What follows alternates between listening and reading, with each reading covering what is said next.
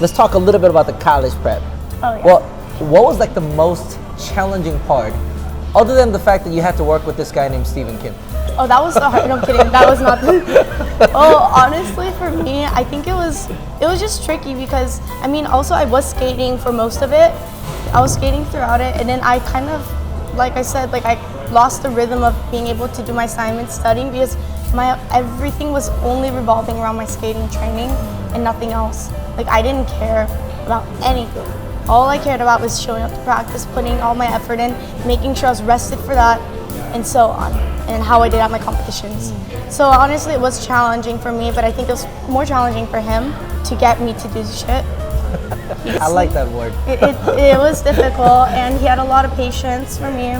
So I couldn't have done it without Stephen Kim, Mr. Kim, Brother Kim. Oh, please, no, I don't like Mr. It makes me sound old. Mr. Yes, Brother Kim, my bro. Because, I mean, he helped me. Like, sometimes I didn't want to do a lot of stuff, but he told it to me straight, and I didn't like it, but I needed it. And that's another lesson. Not everything you do, you're going to like it. You're not going to like the process. It's kind of like skating, kind of like sports, kind of like working with Stephen Kim. You're not going to like it, but you're going to like it at the end because it's worth it.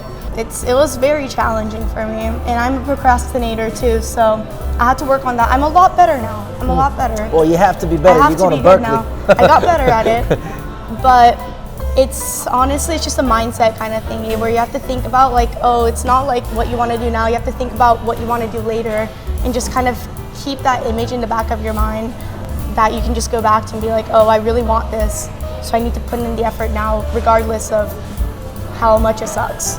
So it was difficult. So what were some other ECs, would you say, that you liked about your own self to put that on that college app?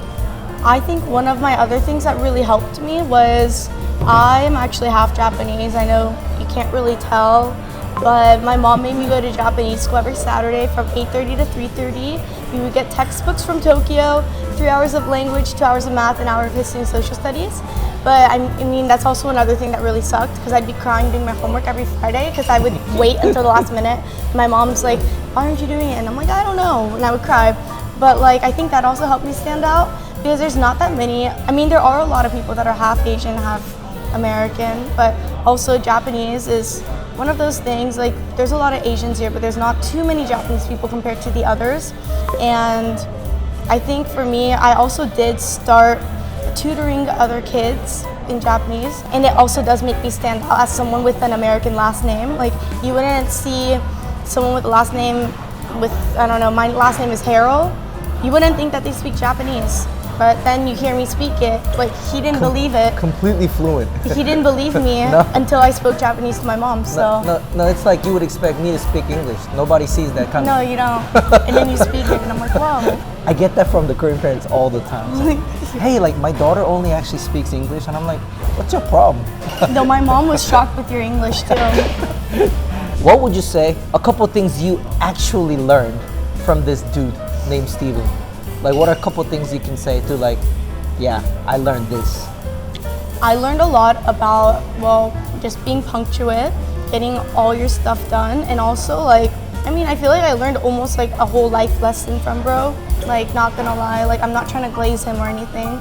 It's true. Whenever, like, I was slacking off, you would tell me, and it made me realize, like, it made me more aware of, like, I'm not just tired, I just didn't want to do a lot of things.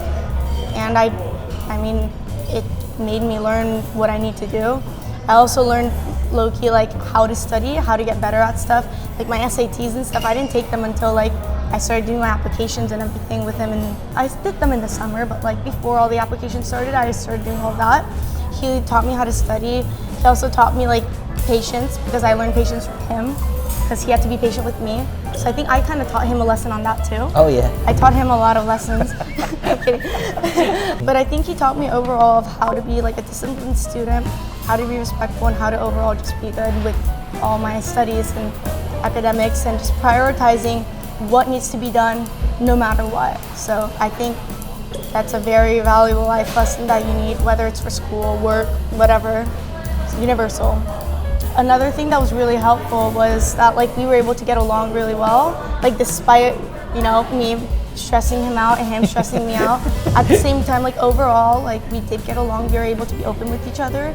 Being open with him also helped me, like with all my application and essays and everything. So it was just really, I feel like just having that connection and just being open with people and being able to have a good connection with someone just helps you overall, because he can't help me if he doesn't know my problems. He can't help me with my essays if he doesn't even know me.